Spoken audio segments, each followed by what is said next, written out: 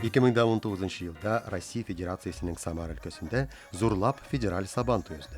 Һәм әлеге бәйрәмдә Татарстаннан Самарага бүләк итеп татар токымлы тарихи саксык исемен йөртүче бер матур ат, яшь колын бүләк ителде.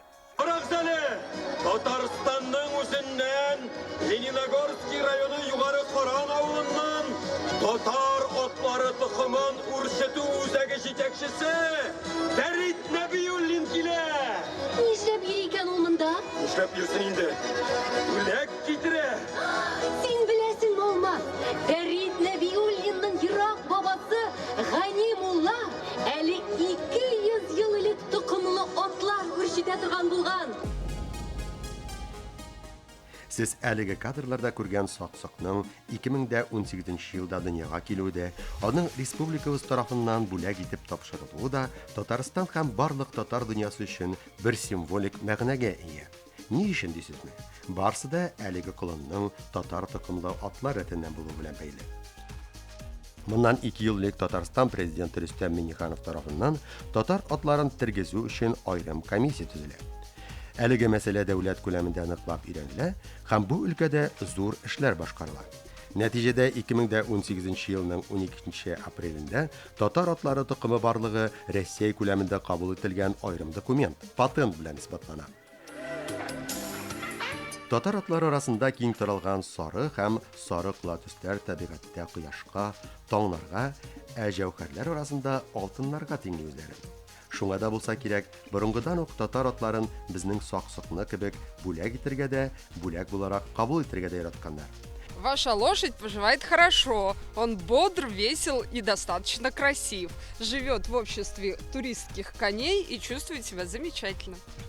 Будем надеяться, что через год, максимум через 2, мы обязательно поедем покорять Татарстан вместе с ним на его историческую родину.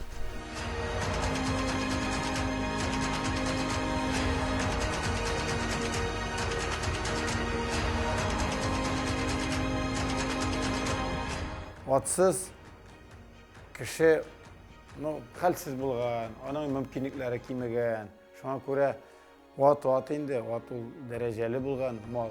Һәм аны кемдә бар, шул инде күтәренке икенче роль аңарда булган. Ат әйтәм бит, ул менә нинди кеше бар, кеше сыйфатлары, атта да шулай. Соңгы арада татар токымлы атлар авылларыбызда татар туйларының да матур бер бизәгенә әверелеп баралар. Авыл халкы сагына. Менә мин бәләкәйдән үк шуны хәтерлим. Иртән чыгып китәләр атлар яланга. Кич кайталар шул ук урамнан.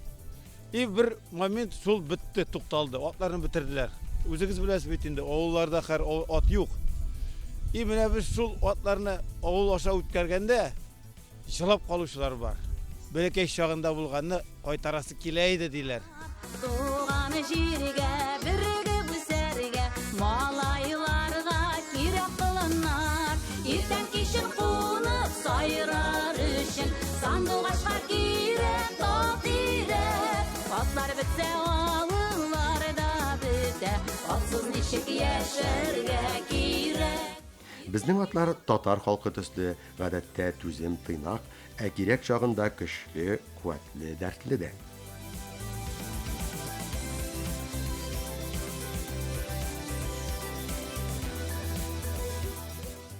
Биредәге Фәрит Нәбиуллин җитәкләгән кебек махсус дәүләт программасы нигезендә татар атларын күрсәтү белән шөгыльләнүче хуҗалыклар Татарстанда берничә бүленгән. Мисал өчен Әлки һәм Теләче дә бар андыйлар. Ә сезнең хөрмәтле тамашачыбыз, соңгы тапкыр кайчанрак атта йөргәнегез, чабышта катнашканыгыз бар? Күптән булдымы бу хәл?